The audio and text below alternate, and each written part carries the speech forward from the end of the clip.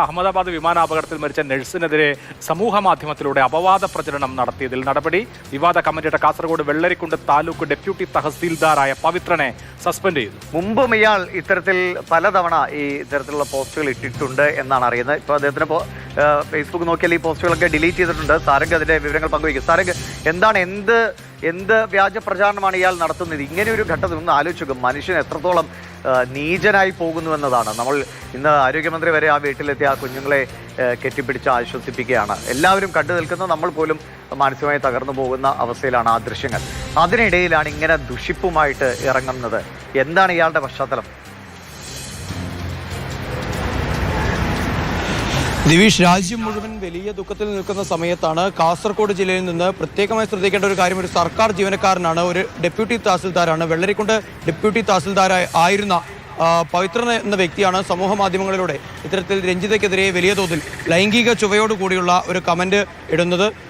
അതിന് തൊട്ടുപിന്നാലെ തന്നെ സമൂഹ മാധ്യമങ്ങളിലൂടെ വലിയ തോതിലുള്ള വിമർശനങ്ങൾ വന്നു. ഇപ്പോൾ ആ ഒരു പോസ്റ്റ് ശ്രദ്ധയിൽപ്പെട്ടതിനെ തുടർന്ന് ഇപ്പോൾ കാസർഗോഡ് കളക്ടർ അടിയന്തര നടപടിയെടുത്തിരിക്കുകയാണ്. മാത്രമല്ല, രഞ്ജിതയുടെ കുടുംബം സൈബർ സെല്ലിൽ പരാതി നൽകുമെന്നടക്കമുള്ള സൂചനകൾ കൂടി പുറത്തു വരുന്നുണ്ട്. മുൻപും ഇയാൾ ഇത്തരത്തിൽ അപകടങ്ങൾ നടന്ന സമയത്തൊക്കെ തന്നെ അതിലെ ഇരകളെ ഇത്തരത്തിൽ ദുഷ്ടലാക്കോടുകൂടി മോശം ഒരു ഹാബിച്വൽ ഒഫൻഡർ ആണെങ്കിൽ ഡെപ്യൂട്ടി തഹസീൽദാറുടെ പദവിയിൽ എങ്ങനെയാണ് സാർ ഇയാൾ ഇത്രകാലം തുടരുക എന്ന് മാത്രമല്ല, കാസർഗോഡ് യുവജന സംഘടനകളും പ്രതികരിക്കുന്ന ആളുകളൊക്കെ ഉണ്ടല്ലോ. എങ്ങനെയാണ് ഇയാൾക്ക് ഇതുപോലെയുള്ള നൃശംസമായ അപവാദ പ്രചരണങ്ങൾ ഇങ്ങനെ നടത്താൻ കഴിഞ്ഞത്?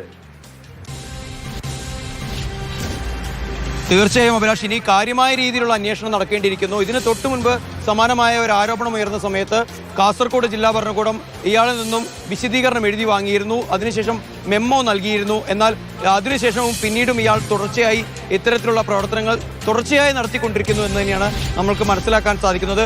ഇപ്പോൾ ഇയാളെ സസ്പെൻഡ് ചെയ്തിരിക്കുന്നു. മാത്രമല്ല, ഇയാൾ മുൻപ് ജോയിന്റ് കൗൺസിൽ എന്ന സംഘടനയുടെ സംസ്ഥാന ഭാരവാഹി കൂടിയായിരുന്ന ഒരു വ്യക്തിയാണ്. പിന്നീട് ഇത്തരത്തിലുള്ള ആരോപണങ്ങൾ ഉയർന്നതിനെ തുടർന്ന് ഇയാളെ സംഘടനയിൽ നിന്ന് പുറത്താക്കുകയും ചെയ്തതാണ്. അഭിലാഷ്, ദിവീഷ്.